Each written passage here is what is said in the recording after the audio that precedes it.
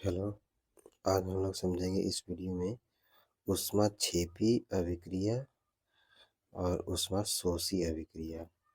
ये दिया गया है ऊष्माक्षेपी अभिक्रिया है। ये क्या है? ऊष्माक्षेपी अभिक्रिया।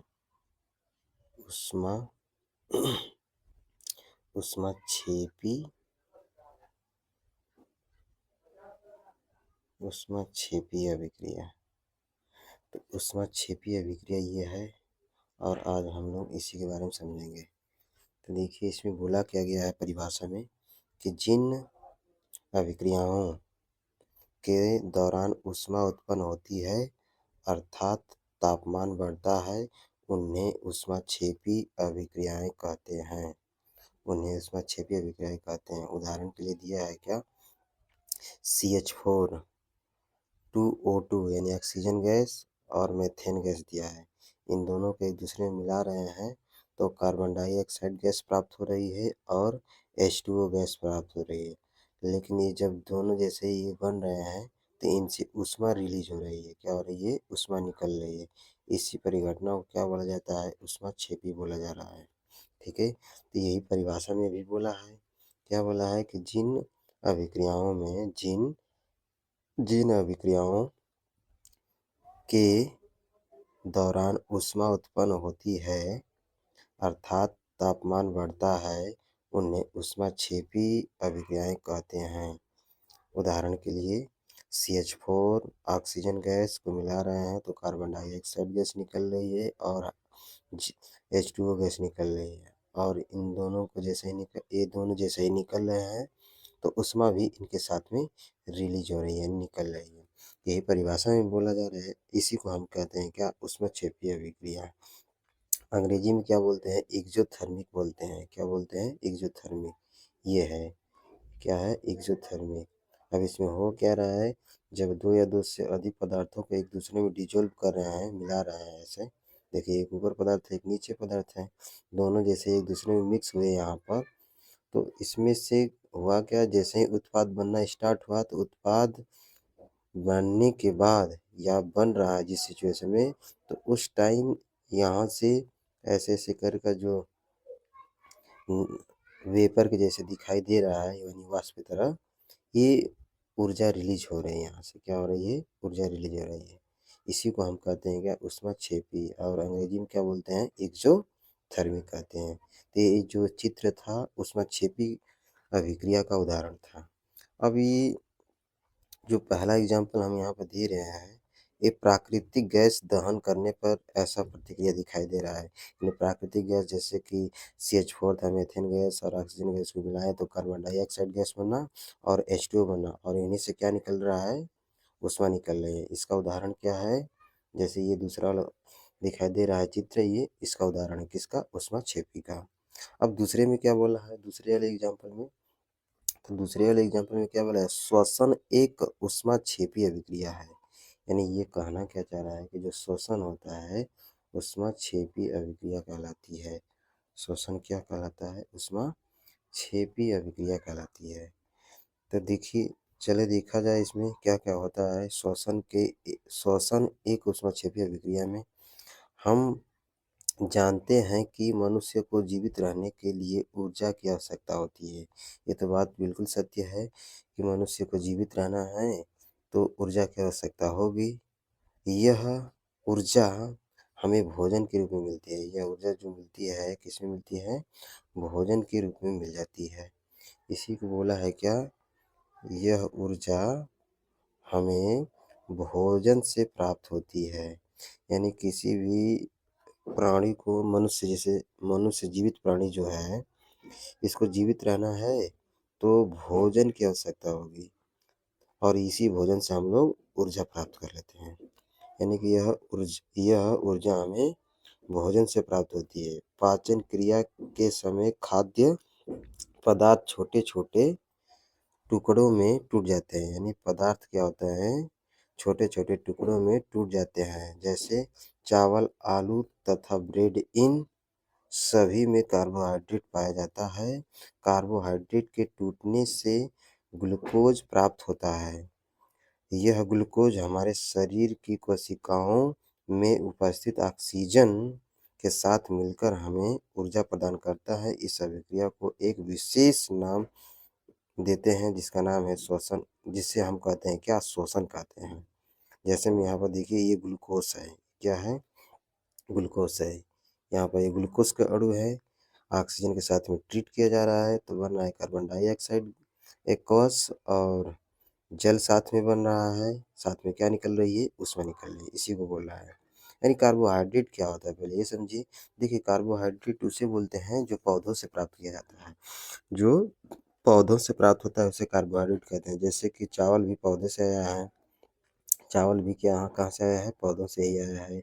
चना कहाँ से आया है? पौधों से ही आया है। चीनी किस कहाँ से आता है? तो गन्ने से उसको बनाया जाता है, यानी गन्ना भी क्या है? पौधा ही है। गेहूँ कहाँ से आता है? पौधे से ही आता है। ये सारी के सारे जो होते हैं कार्बोहाइड्रेट होते हैं, और इन्हीं के अंग होते हैं ग्लूकोज, फ्रक्टोज, राइबोस, ये सारे के सारे कार्बोहाइड्रेट होते हैं। जिसमें दिया है ग्लूकोज का अणु, यहाँ पर रासायनिक सूत्र दिया है ग्लूकोज का, तो ये कार्बोहाइड्रेट है। क्लियर हुआ? अब चलिए समझते हैं हम लोग कि ये जो होता है ऊष्माशोषी अभिक्रिया, ये क्या चीज़ है? ऊष्माशोषी अभिक्रिया क्या है? तो ऊष्माशोषी अभिक्रिया के बारे में थोड़ा समझा जाए, हम लोग थोड़ा ध्यान से समझें, इस पर गौर करें।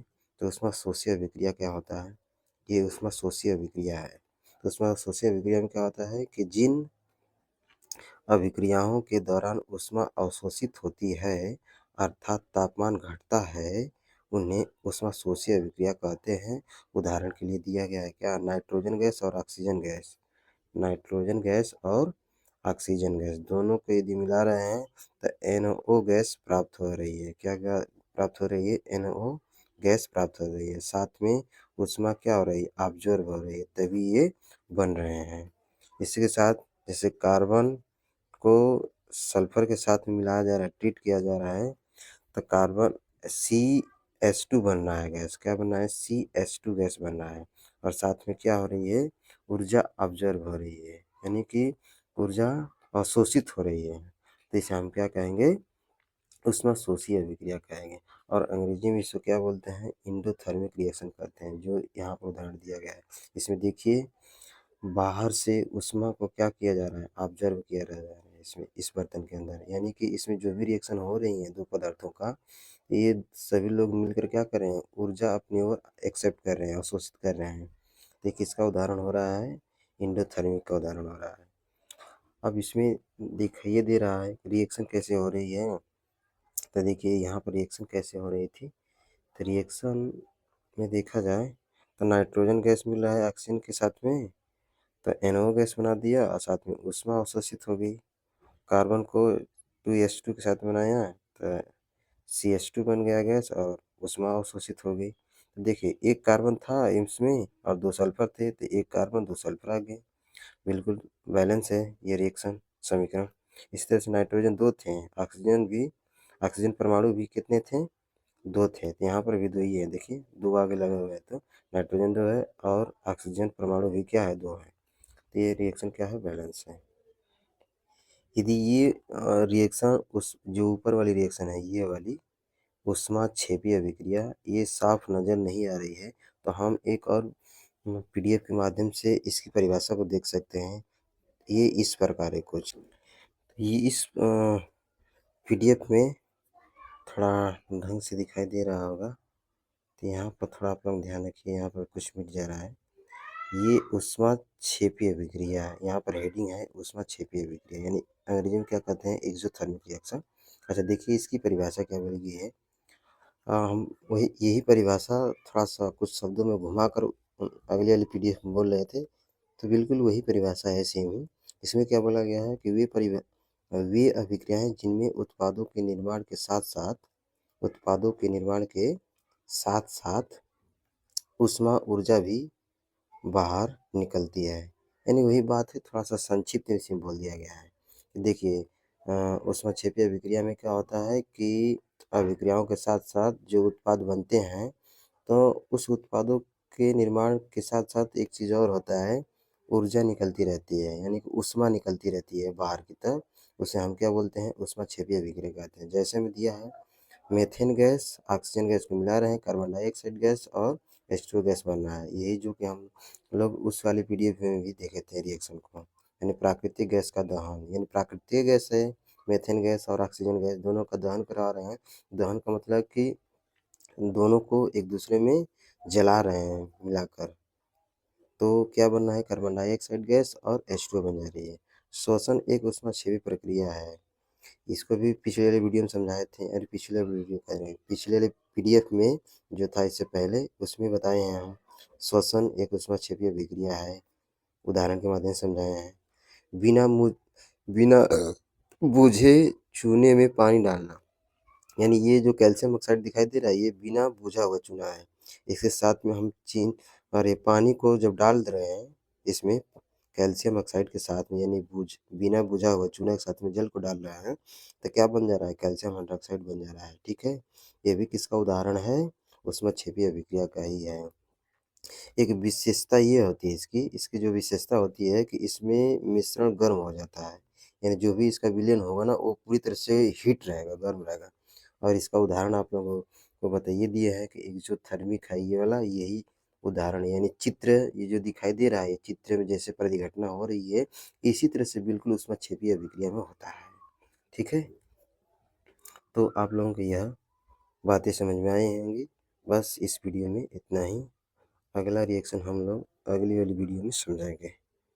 जय हिंद।